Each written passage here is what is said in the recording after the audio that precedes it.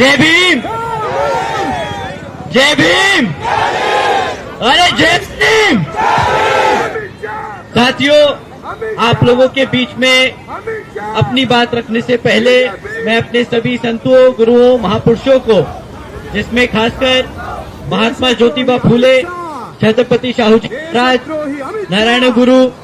पेरियार रामास्वामी जी, बाबा साहब डॉक्टर भीमराव अंबेडकर जी एवं मान्यवर साहब श्री काशीराम जी को नमन करता हूं। साथ ही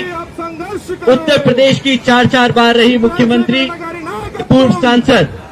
और लाखों करोड़ों की और हम सब की प्रेरणा स्रोत आदरणीय बहन कुमारी मायावती जी को भी तहे दिल से धन्यवाद करता हूं। साथियों,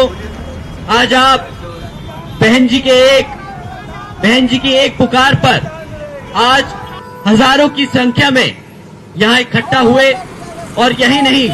दिल्ली के हर कोने में यहां पर हजारों की संख्या में बीएसपी के बैनर के नीचे हम सब जो आज पिछले सत्र में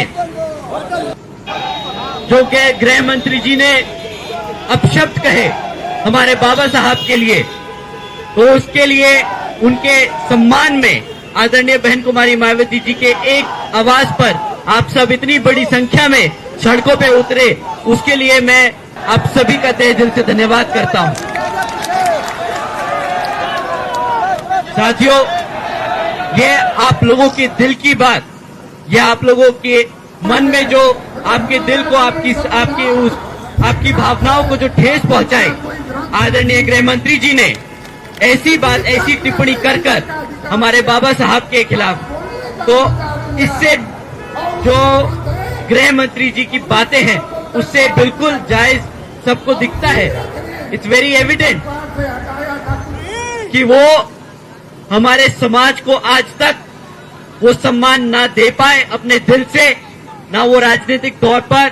आज तक हमारे समाज के लिए वो काम कर पाए, ना आने वाले समय में काम कर पाएंगे। साथियों, एक तरफ तो गृह मंत्री जी ने ऐसी टिप्पणी कर दी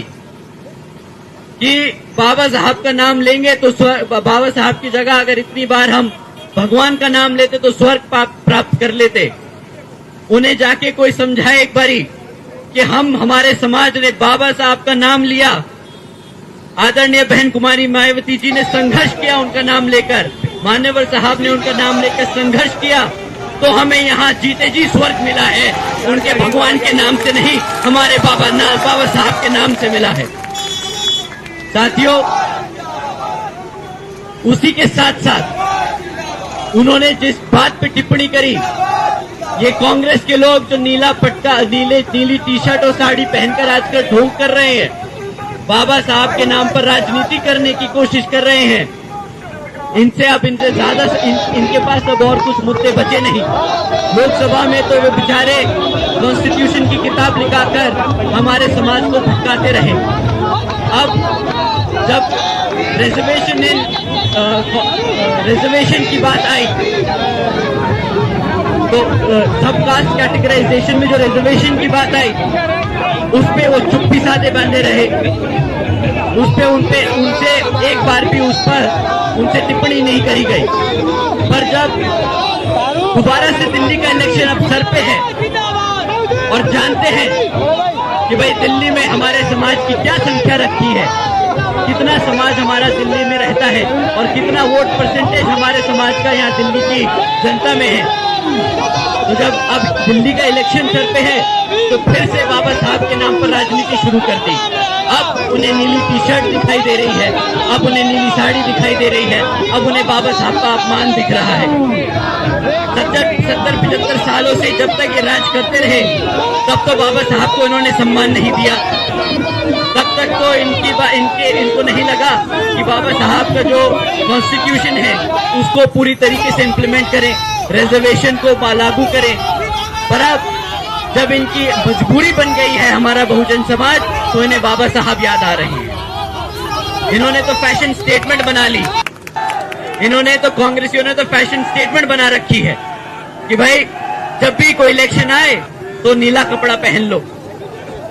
अभी तक इन्होंने कॉन्स्टिट्यूशन की किताब लेके घूमे,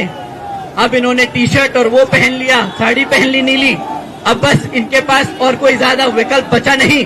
बहुजन समाज पार्टी का पटका पहन के और संसद में पहुंच जाए, क्योंकि ये जानते हैं साथियों, ये जानते हैं कि हाथ के निशान पर वोट नहीं दबेगा, हाथ के निशान पर इन्हें हमारे समाज का वोट नहीं मिलेगा। अब इन्हें वोट मिलेगा तो आदरणीय बहन कुमारी मायावती जी के नेतृत्व में रहकर मिलेगा। तो साथियों, मैं अपनी बात यही समक्ष में आप लोगों के बीच में रखते हुए आज का जो हम ज्ञापन डीएम के माध्यम से यहाँ पर राष्ट्रपति जी को देना चाहते हैं, तो उसमें आप सब शांतिपूर्वक और जैसा आदरणीय बहन कुमारी मायावती जी ने हमें निर्देश दिए हैं कि हम शांतिपूर्वक यहाँ पर इस मार्च पास्ट को कंडक्ट करेंगे, वहां पर हम अपना ज्ञापन देंगे और अपनी बात रखेंगे। हम कोई मुर्दाबाद के नारे नहीं लगाएंगे, हम सिर्फ अपने बाबा साहब के नारे लगाएंगे, हम आदरणीय